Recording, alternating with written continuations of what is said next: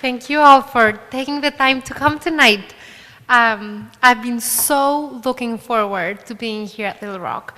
Thank you, Skip. Thank you, Nikolai, for having me here. I brought my son, Sammy, who I took out of school, but I've been posting photos of us together in all your historic places so that their teachers won't be mad at me. So where to start? As you were very kind to introduce me, my dad is still mad at me for having switched careers and tell me if I'm far or close, if it's good. It's good? Okay.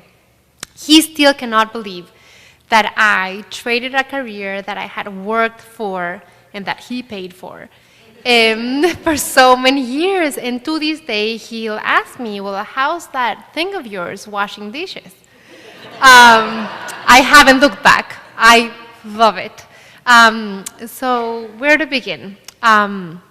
When I got married with my husband, Daniel, we moved to Texas, and it was because of I'm very stubborn, of a stubborn idea that I had that I really wanted to go outside of Mexico and to view my country and myself from an outer perspective. I had spent many, many years studying Mexico's history, politics, sociology, so I was writing a thesis about the evolution of the Mexican government since Mexico became an independent nation to 1996, the year we got married, and I traveled throughout the country combing public libraries for the research that I was focusing on, which was state governors. And I really wanted to come to the US and study. He was in between careers, and so we agreed that we would move to wherever he found a job. That's where I would study. And he found a job in Dallas, Texas. And so that's where we went. And I had my first son there. He's at Texican. And you guys, I have season 3 of my cooking show, which is on PBS. I hope some of you have seen it. It airs here. Yay! Okay, if you have watched it, don't watch it anymore. Season 3 is so much better. So watch in January. It's really, I've gotten a little better. So my oldest son was born in Texas. We were just coming to the US for a few years. And when I had my second son, we were going to go back to Mexico, and then my husband had an opportunity in Washington. We moved to Washington, and I had Sammy here. He was born in Washington. And when I had Sammy in Washington, and it was clear to my mother that I wasn't going to go back to Mexico, she got really mad. And we're very close. And she missed me terribly. I miss her terribly too. And she said things we tell our kids when we want to make them feel guilty. And she called me and she said, well, Pati, you know what you've become. And I said, no, what? And she said, you are now a despatriada, which is, ouch. I mean, it's, I don't know if you understand the word, but a despatriada is somebody who has no roots anymore, somebody who has no home country. And she takes it back now, but, and it was like, it hit me really strong because, you know, we were considering maybe we'll go back, maybe we won't go back. And through the years, I've realized that your home is where your cooking is. And your home is where your kitchen is and where you grow roots. And now I grow my habaneros and my jalapenos and my tomatillos in my backyard. But mostly, I feel like I have two homes. I have the home where I was born and bred, and I love Mexico so deeply. And that's what I devote my life to, Mexican cooking and Mexican food and Mexican culture. But I am so grateful to the US, and I love this country, and I get so endeared and so moved when I see my kids sing the American anthem and I see their eyes water. And so I realize I am not a despatriada, I am a woman who has two countries now. And this takes me to the topic of Mexican cooking. And how Mexican cooking has really gone beyond borders. When I get asked questions, so Nikolai was just asking me what I think about of Mexican food in terms of its regionality. How many Mexican cuisines are there? So some people say that there are as many regional Mexican cuisines as there are states. Some people say that there are as many as there are regions. Some people, like me, say that there are too many to count. So you have many states, like the state of Michoacan, which I go to for season 3. I keep promoting season 3. Guys, you have to watch it. Michoacan has 4 dramatically different regional cuisines, and that is just in one state.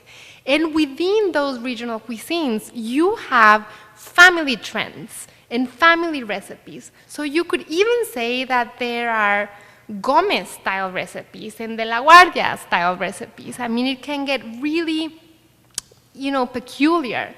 And then you think about it, the way that Mexican food is evolving outside of Mexico. So forget about the food in the Mexico country, per se. Think about, and this is what I've been obsessing about lately, how Mexican food is growing outside of Mexico and outside of Mexico's borders. And I am not a purist in thinking that Mexican food is only authentic when it is made by a Mexican or in a Mexican place. I think that Mexican food's evolution really reflects the evolution of its people. So, for example,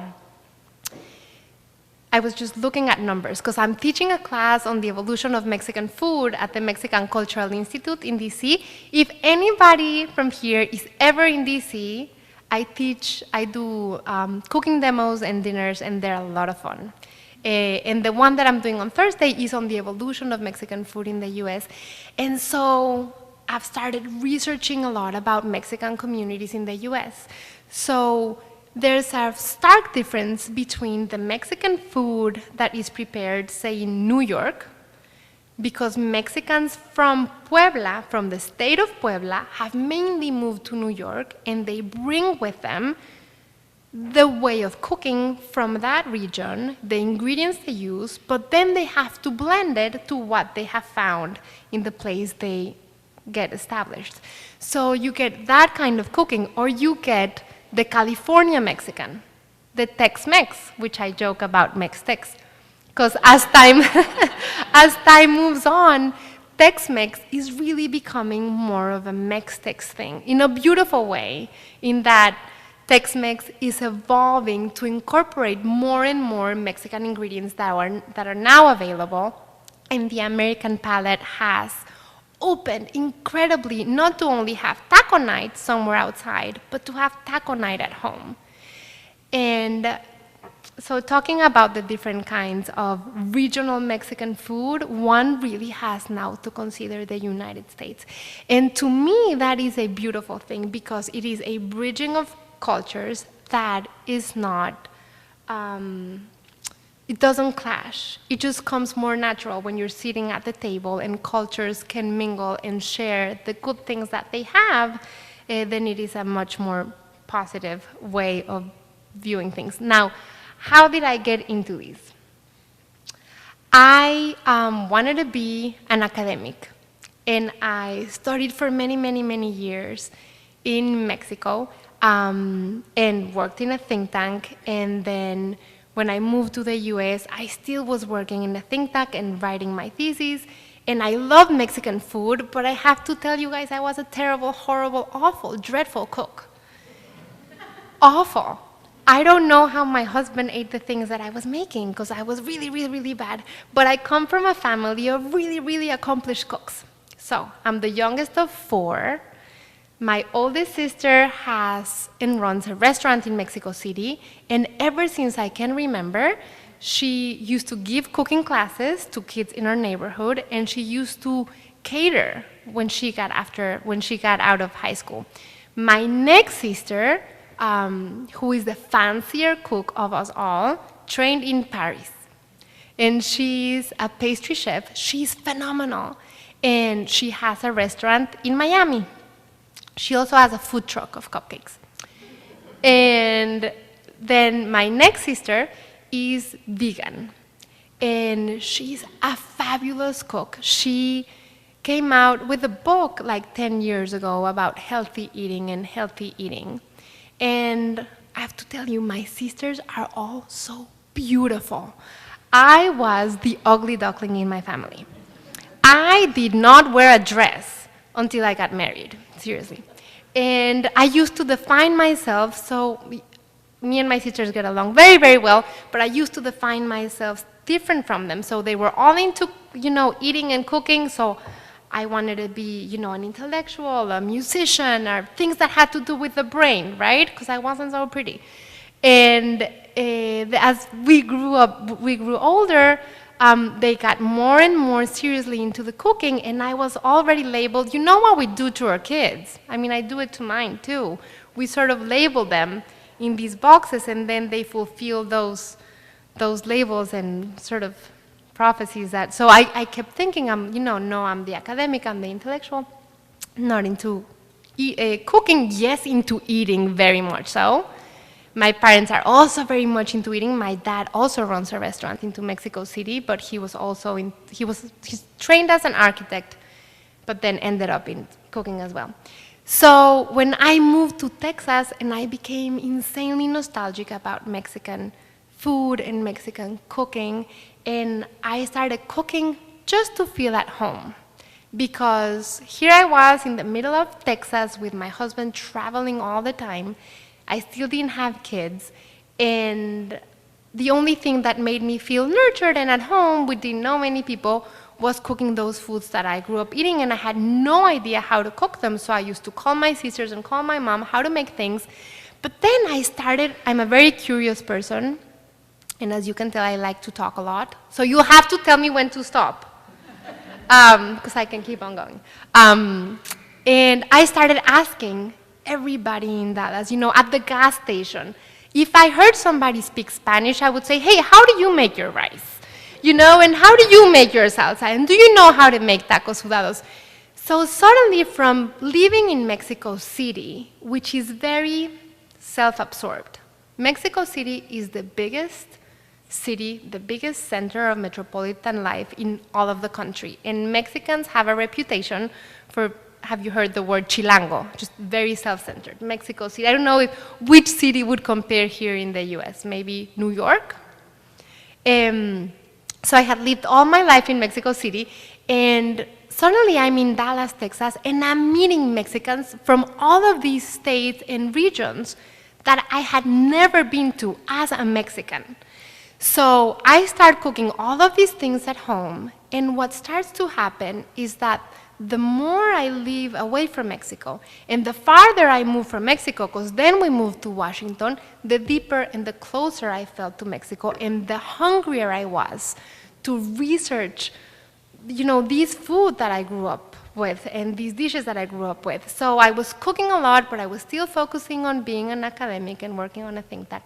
And then I was telling Nikolai the story that just by chance, I lived very close to the public TV station in my area called KERA, and I went to volunteer to help them with a documentary on the Mexican Revolution, which was a topic that I had researched a lot for my thesis. And I said, I want to help you guys. My English was worse than it is now, but I could translate, and I knew a lot about history.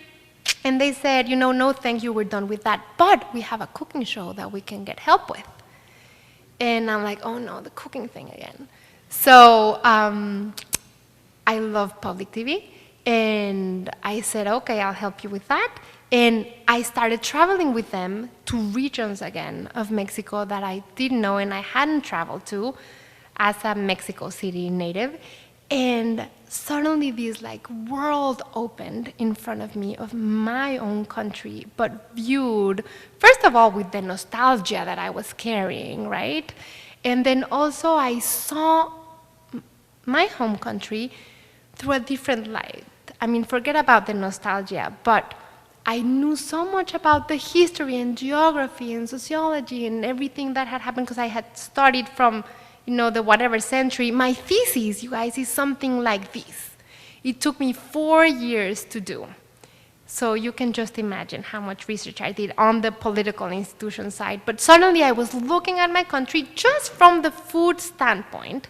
And to me, from that point of view, it looked so beautiful. I couldn't have enough of it.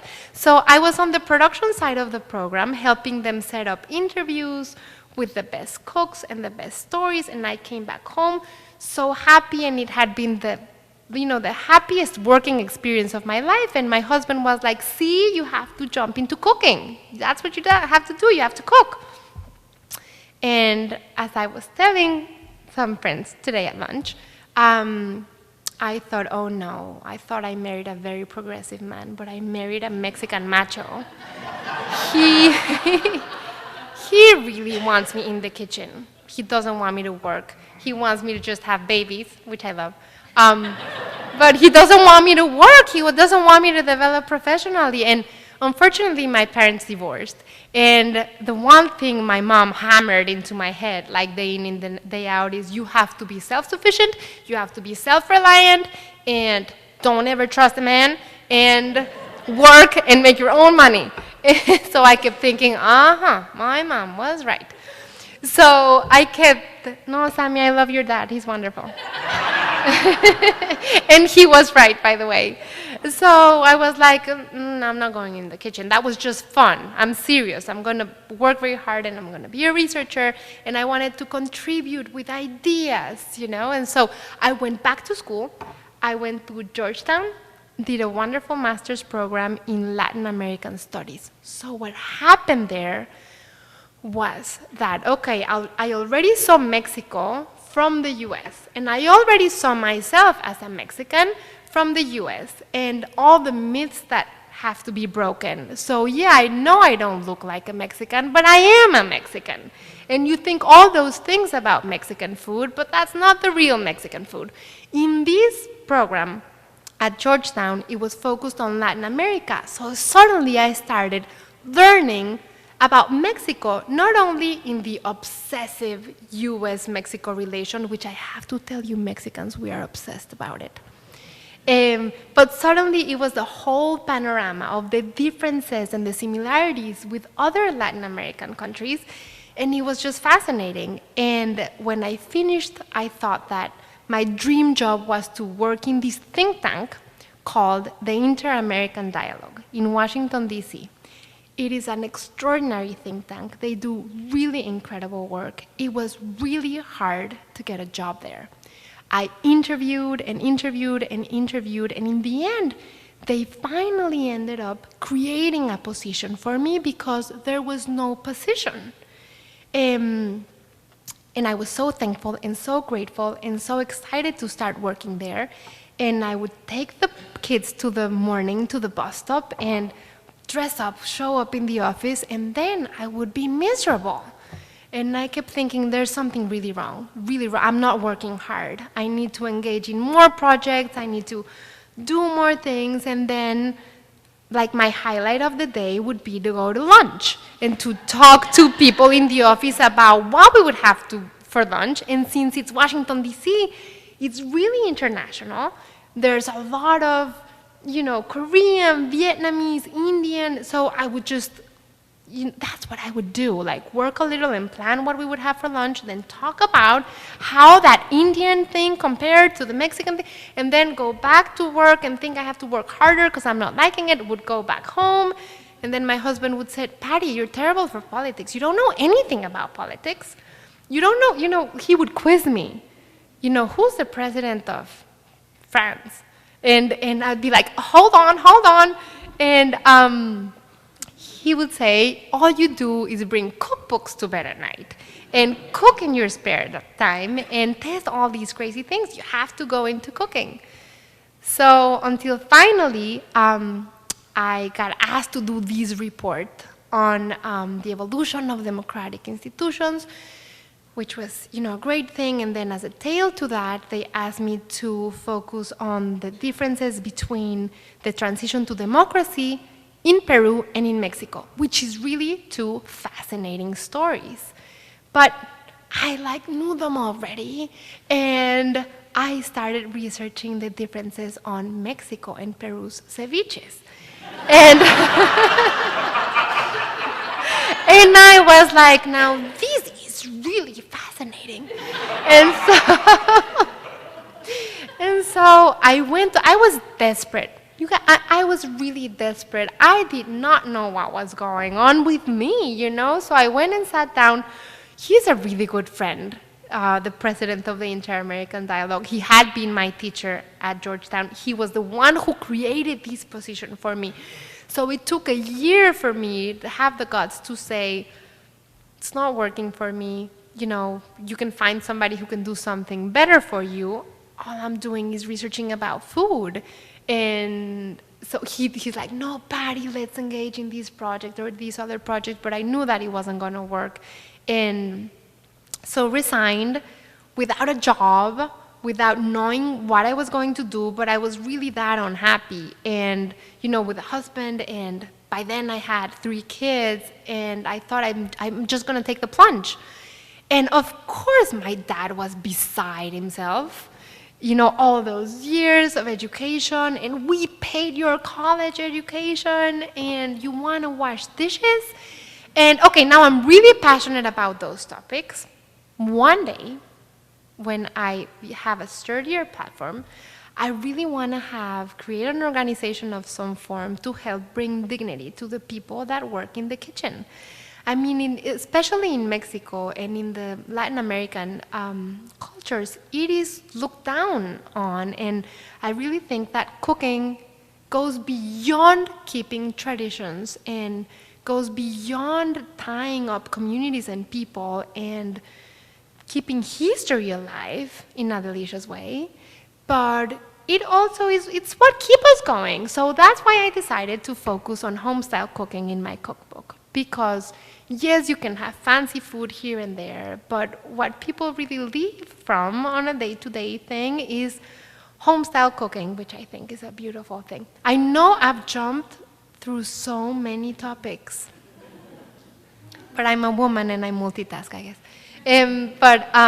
So anyway, that's how I switched, and I decided to enroll in culinary school, Académie de Cuisine, which was funny because I already had 3 kids and it's full of really young people there.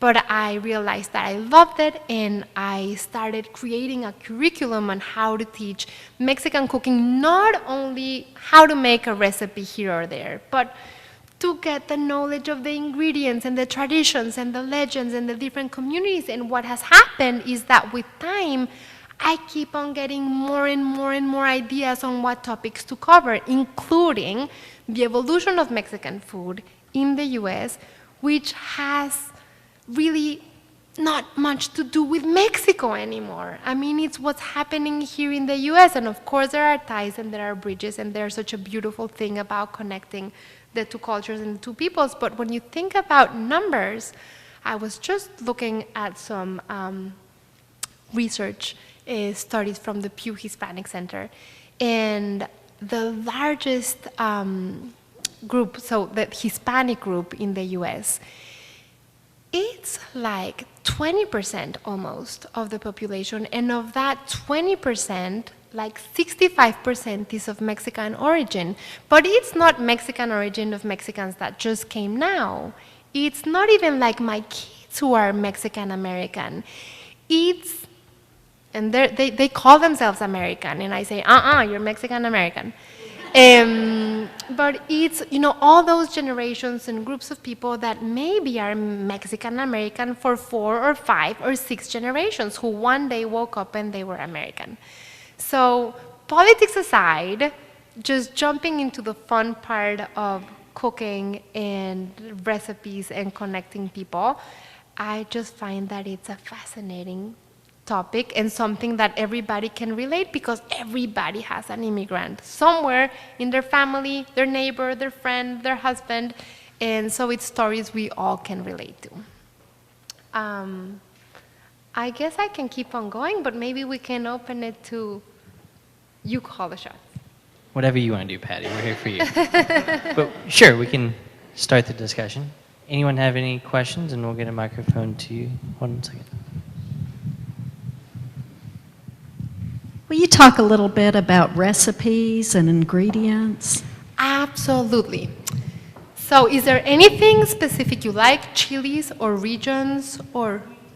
Okay, oh my gosh. Let's do chilies, because you and I were talking about that. Okay. That is one fascinating topic because just with that one word, chilies, you can say so much about Mexicans and so much about the evolution of Mexican food. So there is a saying that says, if a Mexican hasn't eaten something with a chili, he hasn't felt that he has eaten at all. And it is very true. But it is not because of the heat. Many people think that Mexican food is just hot, or there is always a chile in it. Mexicans see chilies as a vegetable with a lot of personality. So it is not only a source of heat.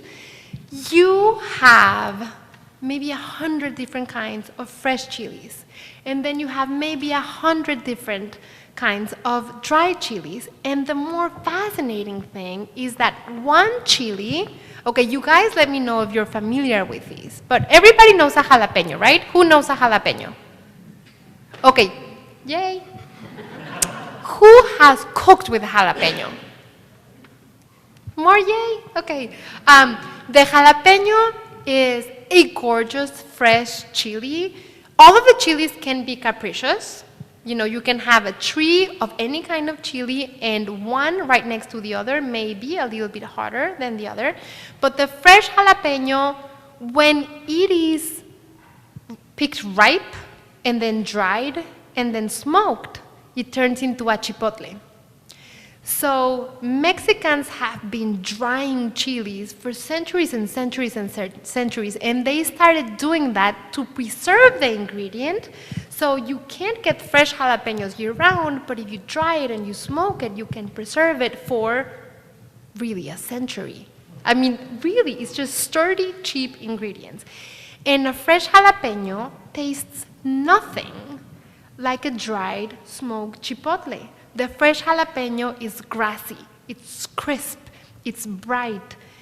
The dried smoked jalapeno is rustic. It's like if chilies had characters, personalities, the jalapeno would be my son, Sammy, you know, fresh and crisp and bright, and a chipotle would be like a rustic, rugged cowboy, smoky, you know, deep, rugged. So the really different characteristics, and they're used for really different things. The fabulous thing is that you can now find almost all of the fresh and the dried chilies, and I think people haven't begun to realize the incredible tools that chilies are in the kitchen. I mean, just like salsas. In Mexico we have, as most people know, a salsa verde. Okay, so a salsa verde, it's not a condiment. I mean, it can be. You can pour it on top of tacos or quesadillas or sunny side up eggs in the morning. But the salsa verde can also be the base of a dish. You can shred chicken, cook potatoes, and so it's the versatility of those chilies, the versatility of those salsas that makes Mexican cooking what it is. So diverse, so accommodating, so versatile. I've always said that the personality of a country's food resembles the personality of its people. And think about the French. Who's French here? Okay, good. You're safe. Oh, we got one. No French, no French? Okay. I really like French food once in a while. I love croissants. But French people are a little bit fussy. No? Wouldn't you say? A little fussy. Think about French food. It is so fussy. It is so difficult to prepare. If you're going to cook with a tomato, just pick one ingredient, a ripe tomato. The French have to blanch it, boil it, peel it, core it, seed it, dice it in perfect little squares, gel them, you know. What does a Mexican do to a tomato?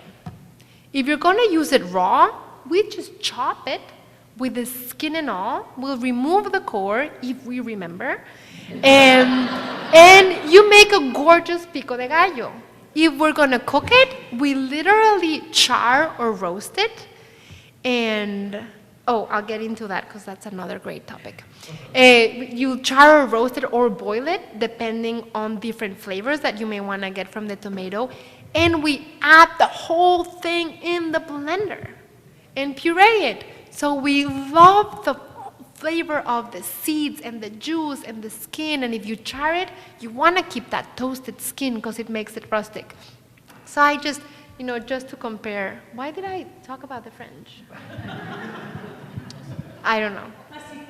Fuzzy food. Anybody have another question? I can keep on talking. Yeah. Patti, I've never been to a public program that's made me more hungry. Thank you for coming to Little Rock, and Sam, welcome to Arkansas.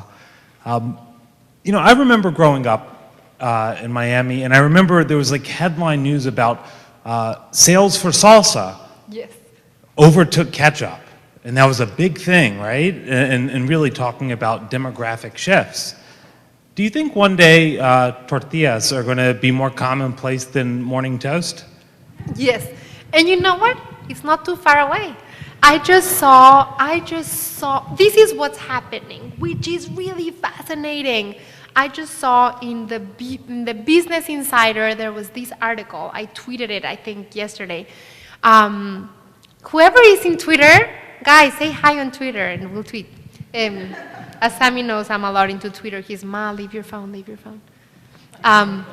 But there was an article that said that not only has salsa surpassed ketchup, but tortillas have surpassed hot dog and hamburger buns already.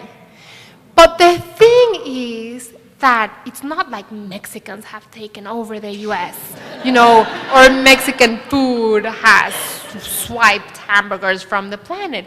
Is that tortillas and salsas are not ethnic anymore. They're American. Yeah, America has a way, a beautiful way, of embracing ingredients in, think about pizza. Who's Italian? Is it yours or is it ours, I mean, there's, so you get into, okay, it's yours. Right, it's thank yours. you.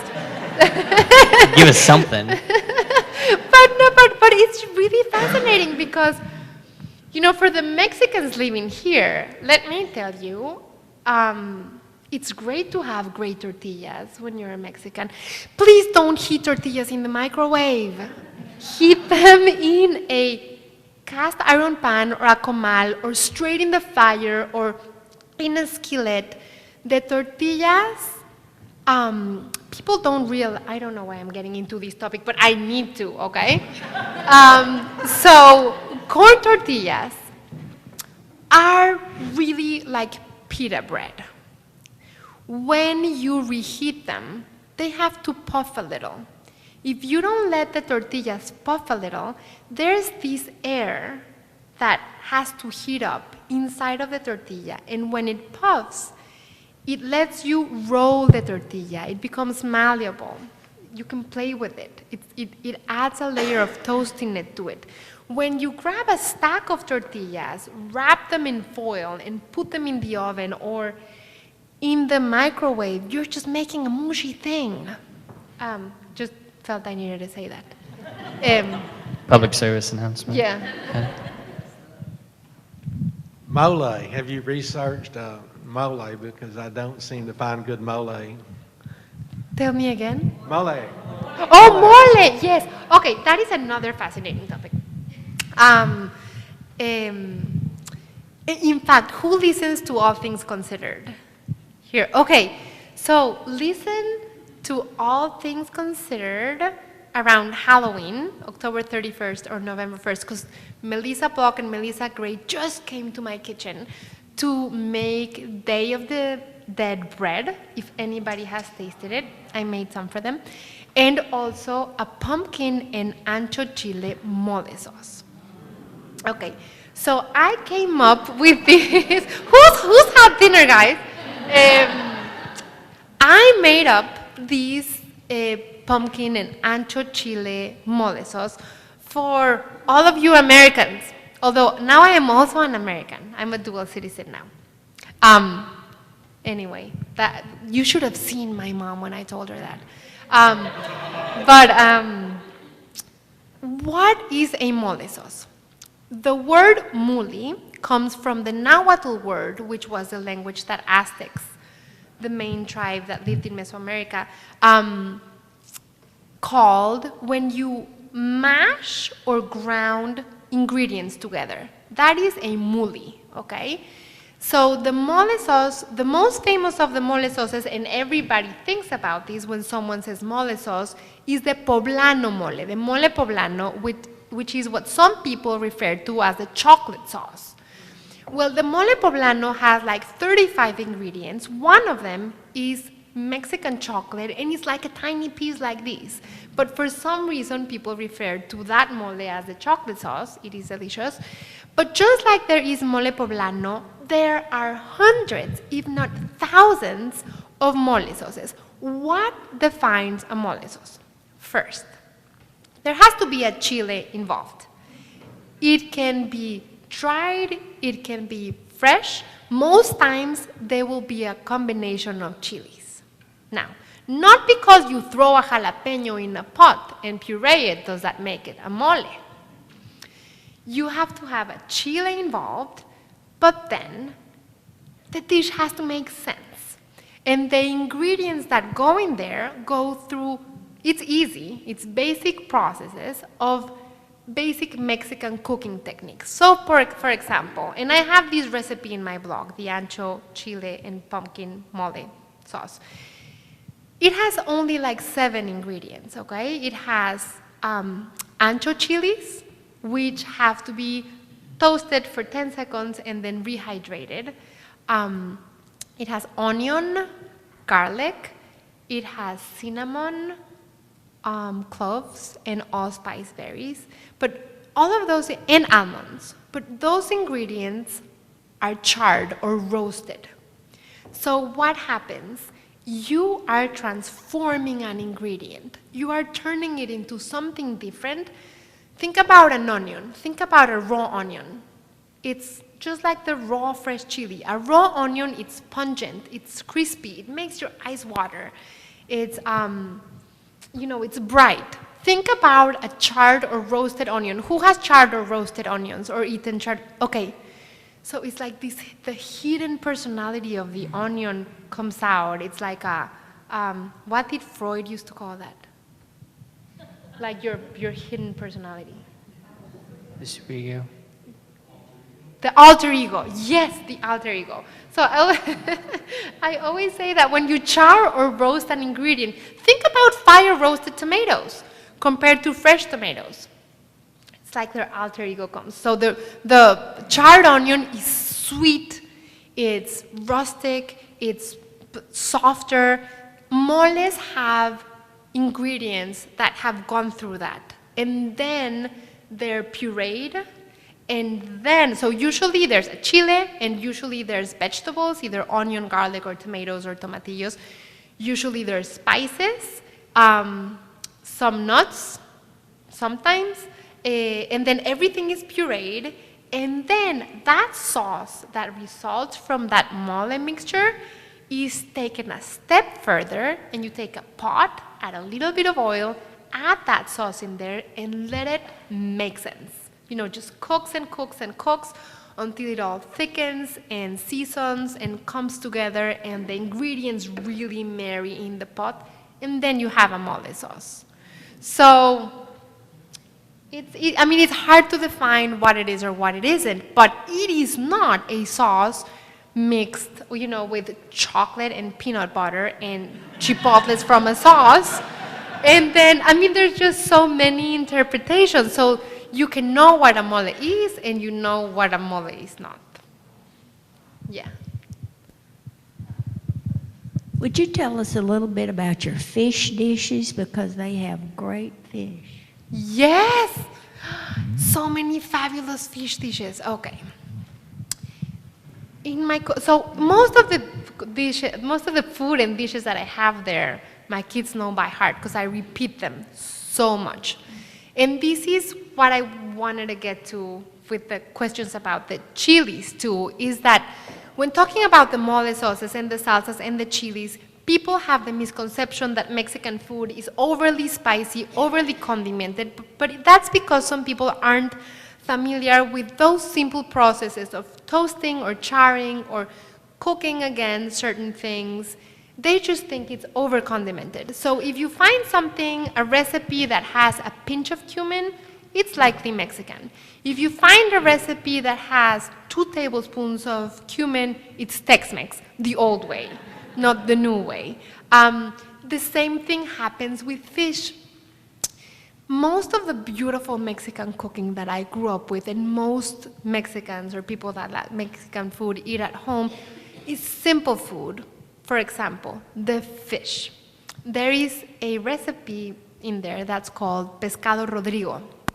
And that is, nobody knows where the name's from. Rodrigo is a male name. And I used to eat that fish in a restaurant chain in Mexico City called the Bellinghausen. And it is just grilled fish. You can either grill the fish or you can put a light coat of flour and a little bit of salt and pepper to make it a little bit crispy. And then the sauce is like a chunky salsa that has nothing but either scallions or white onion, cilantro, jalapeno, and Maggi sauce or soy sauce, lime juice, and a little bit of oil. That's it. But it has a ton of the cilantro, jalapeno, onion that sits in the Maggi and the lime juice. It is incredibly simple. I made these fish for, when my book came out in March, we launched it at the National Press Club. And this is the fish that we served to people. And the plates were completely clean. And when people asked about the sauce, they really expected to get like some really complex sauces, techniques, and when they saw it, they couldn't believe how simple it was. So there's sauces like that, which are raw. I mean, how easier can it get? 4 ingredients and 5 ingredients and everything is raw. You get a lot of Mexican Pico de Gallos. Who's familiar with Pico de Gallo? Yeah. Okay, so Pico de Gallo, don't let anybody tell you that they know where the name comes from, because nobody knows. Pico de Gallo translates to rooster's beak. And some people say that the name comes from the colors of the under thingy of the roosters, because sometimes it's red. That's not true. And then some other people say that Pico de Gallo comes from the food that they give roosters and chickens because it's cut up in small pieces. That's not true either. And so really nobody knows. But what Pico de Gallo is, it's just chopped, raw, and chunky salsas.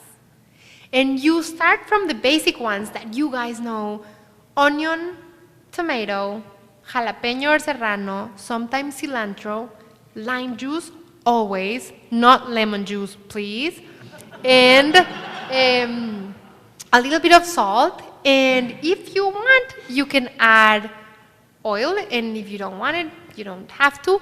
And then you let it macerate a little, just 10 minutes. You have the most gorgeous Pico de Gallo sauce. No vinegar. I mean, it's not necessary. That's a Pico de Gallo. You start from there. But then you can make a mango Pico de Gallo. So you remove the tomato and you use mango. You can use raw mango. You can use grilled mango. You can use fresh pineapple, grilled pineapple. See, accommodating like Mexicans. We sleep here, we sleep there. We eat there, we eat there. It's just very easy. And then you have jicama, you have cucumber. In there I have a mango pico with red onion instead of white onion. That Pico de Gallo is beautiful on top of a grilled salmon. It's gorgeous. And all you need is mango or peaches or pineapple. You know, anything, any fruit that's sweet and slightly acidic, plums. Chopped up, red onion, just if you want to switch it up, cilantro, onion, chili, lime juice, salt, and that on top of crab cakes. I have in there also some crab cakes with a jalapeno aioli. And then you have all the ceviches, which are also fabulous. You know, the raw fish or cooked fish cooked in a cocktail, ceviche style.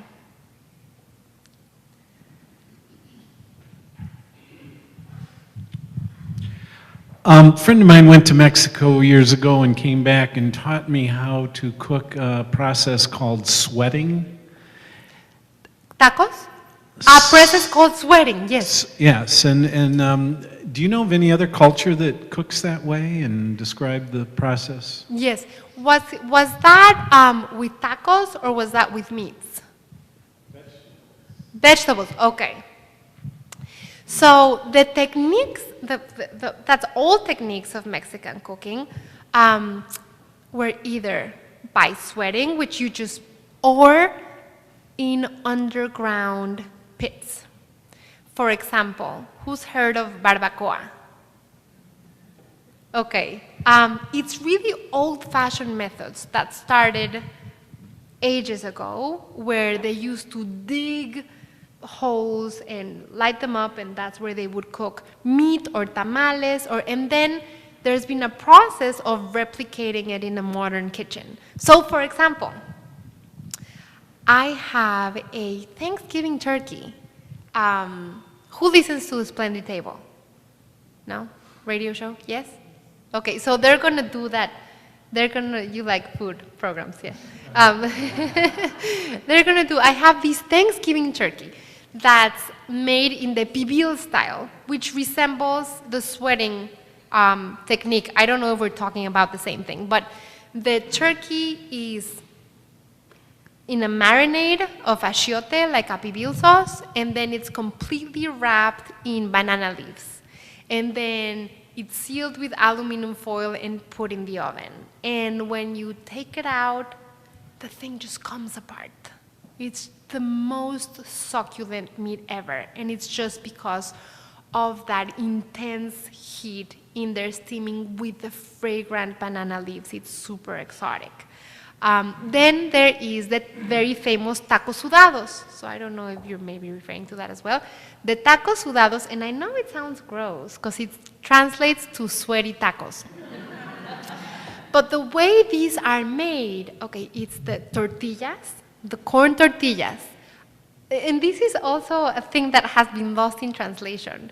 And my mom gets appalled when she comes to the US and she sees wraps, you know, the flour tortilla wraps, because in Mexico people never, ever, ever eat the tortillas cold. They're always warm and puffed up and, you know, folded. And so when she looks at the wraps with the flour tortillas, she goes like, and when she sees enchiladas made with flour tortillas, she goes, because flour tortillas are not resilient. They're not. The ones that are resilient are the corn tortillas. The corn tortillas have 0 fat, they're made with corn, and when you toast them or fry them for more flavor, they become very resilient. So you will see casseroles, enchiladas, everything in Mexico made with corn tortillas.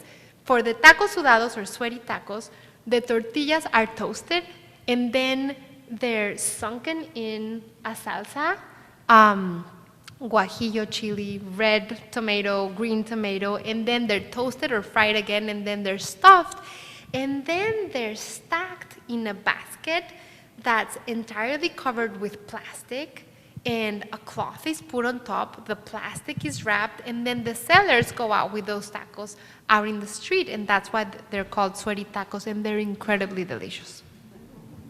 We have time for one more question. Yes, ma'am. After growing up in Mexico City in a family of really good cooks, what did you think the first time you went to a Mexican restaurant in Dallas? I have to tell you, I've become, as I was telling everybody here, I have become obsessed with the Southern food in the US. And this may be a great way to close this. I have been, and I've become humbled and humbled and humbled again the more I am in the US. even though Mexico and the US shares this immense border, and there are so many Mexicans in the US, and there are so many Americans in Mexico, just go to San Miguel de Allende. There's barely any Mexican. We think we know each other, but we don't. We have so many myths and so many prejudices, and of course food is the first thing where you can see it. But I am the first one. You know, when I moved to Texas, it was so strange because, as you know, Texas was once Mexico, right? But you get to Texas and you sort of see the same geography as the border state, and it sort of looks like Mexico, but it's not Mexico. And people are speaking Spanish, but it's not really Spanish. And you're seeing some of the Mexican ingredients in the grocery store, but you can't go, I mean, you go to Mexico to a market or a grocery store, and people are just grabbing, touching things, this is good, this is not, and nobody cares. I remember when I moved to Texas, and I grew up going to the same chicken seller. There was this food stand in the market where my grandmother used to buy her chicken and her filleted chicken breasts for milanesas or Mexican-style schnitzel. That's where my mom went when she got married. By the time that my sisters and I got married, we were going to the same stand of Doña Lupita with her daughter. And you know, when I go back to Mexico and visit with my kids, I see her grandchildren. We know each other by name, by heart. I remember when I moved to Texas and I went to the grocery store and I asked the lady at the cashier, "What's your name?" She wanted to sue me. It's just, it's this, now I get along with my grocer. We're very good friends. But it's these differences in the shopping, in the buying, in the way we approach food. But love to explore barbecue. When I went to Tex-Mex, to San Antonio was the first time I had a combo platter, I liked it. I mean, I will eat a combo platter any day and lick the plate. But it has nothing to do with the Mexican food that I grew up with. Nothing. But talking about misconceptions, I've had the opportunity, because my book came out, to tour a lot through the US, and especially the southern states. So I just came back from Oxford, Mississippi, and just before I was in Memphis, and now I'm here, and I feel the warmth of the people, and I taste the food and the differences in regional cuisines, and I realize how wrong I was thinking that American food was this big blob, you know, or these just one kind of cooking, and I've become fascinated with the regional food in the US. So I think that Tex-Mex is evolving in a beautiful way, in a beautiful direction, and that it has nothing to do with the Tex-Mex that people, purists, criticize of the 50s and 60s. Patty, thank you so much for coming to the Clinton School, and thank all of you for Thank coming you out. guys.